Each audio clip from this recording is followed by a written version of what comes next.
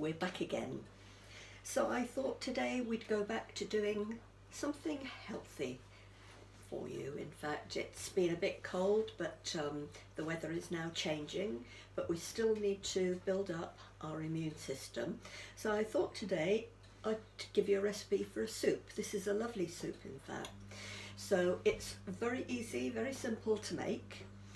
You just pop everything in the oven and roast it. So we've got sweet potatoes.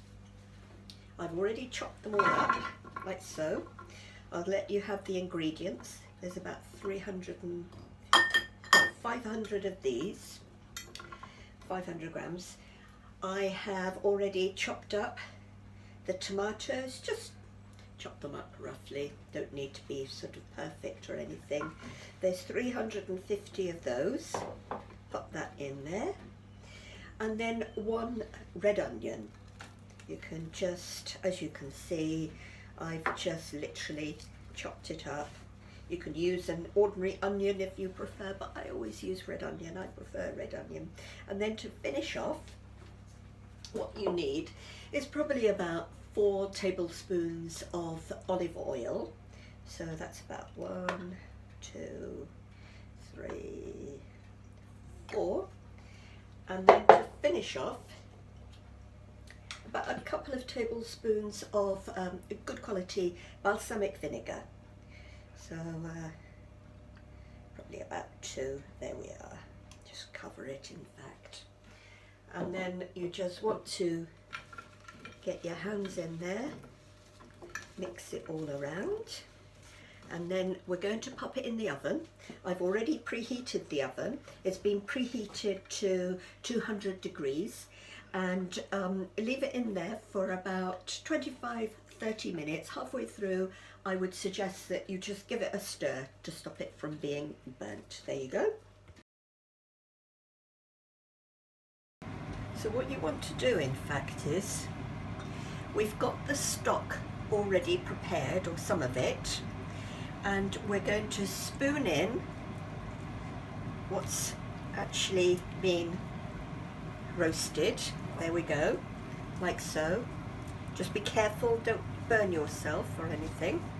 All of that just goes into there.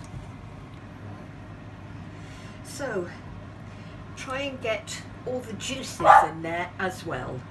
Alright, roast all the juices. So we'll add some more stock there. I'm using the stock pots. I'm using these actually because these are so much more flavoursome. So you'll probably need about 2 of those. Pop those all in there. There you go. We need 2 teaspoonfuls of the harissa paste, which we're going to just add like so. Another teaspoon as well. There we go. So now just bring that to the boil for about 5-10 minutes. Right, just add in some white wine. Right, just add in some white wine. Now you want to just blitz it all.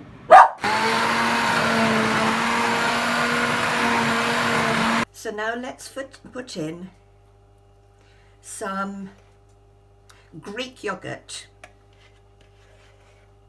There we go.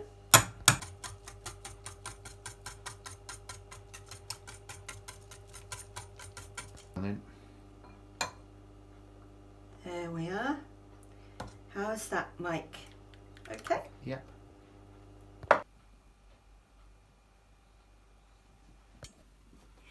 Right, so today I thought I'd tell you all about my new book that's just been published on Amazon. I'm going to let you down because he's not happy. He's not happy. Go back to bed. Right, so I just wanted to tell you all about this new book that has just been published on Amazon. It's a children's picture book, in fact, and it's about a little boy, or a young boy, and his 3 dogs, and they go off on these adventures together into another dimension.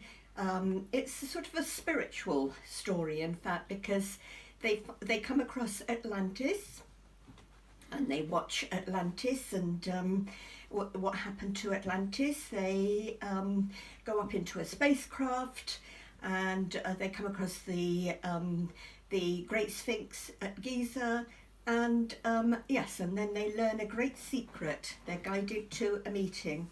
Now, the reason I decided that I was going to write this book, in fact, is that, well, Archie was an inspiration of mine.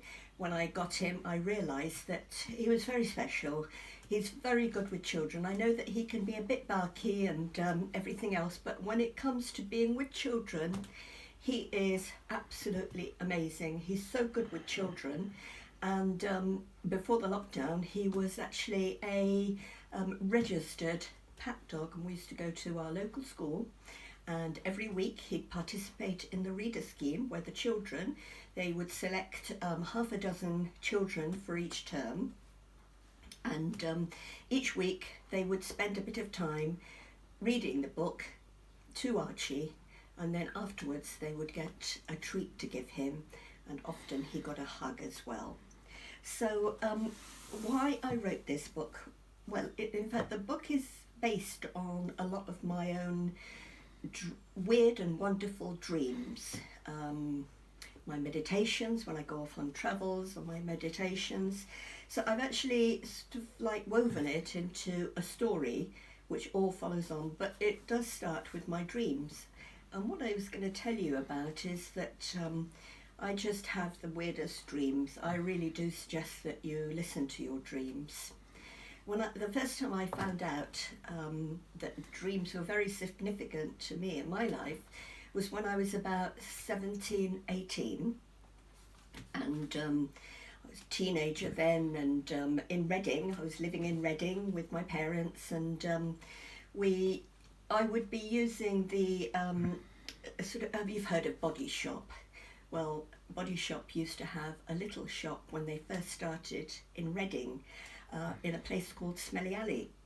It's still there, I think, actually. It's called Smelly Alley because I think there was a very big fish market. I'm told by my brother that it's an excellent fish market, in fact.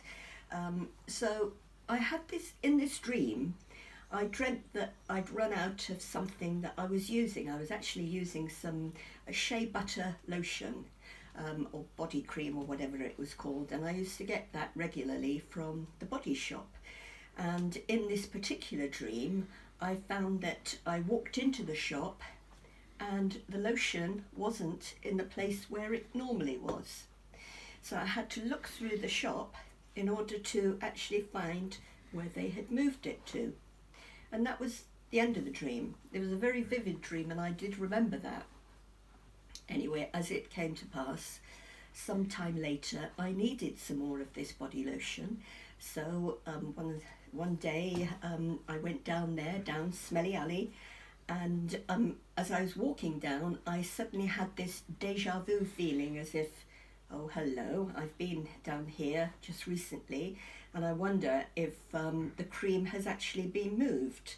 I went into the shop, and the body lotion was not there. And instead of looking anywhere else, I went straight to the place that I had found in my dream, and there it was. And that started to make me think and made me convinced that dreams are something that you should listen to. I've always listened to all my dreams. I've had some pretty amazing dreams, and since I wrote this book, I've had even more weirder dreams, and I'm thinking, shall I write another book, in fact? But I think that during this time when so many people have lost their loved ones because of this COVID virus, in fact, I just wanted to say that you haven't really lost your loved ones, in fact. I mean, there are times when I wake up, and because I've actually felt that somebody was hovering over me while I was in bed, and I would wake up and I would be aware that it would have been my mother looking down at me. I never did, I was never afraid of her, because obviously she never did me any harm when she was alive anyway. My parents, I love them both actually, and luckily they took things seriously. They never poo-hooed anything, they never laughed at any of these things, and I think that my father was a psychic in himself, in fact, even though he used to say, no, this is just common sense, I'm not psychic at all. But I could see it in him, and I'm quite convinced that it comes down through the family line. I recognise it in people now, in fact. So listen to your dreams and watch this space. If you want to buy this, then you can either get in touch with me, or you can go online on Amazon and purchase it there. But yes, listen to your dreams, because there's a lot of truth in them. So I hope you enjoy the book, and let me know what you think, and thank you very much. Bye.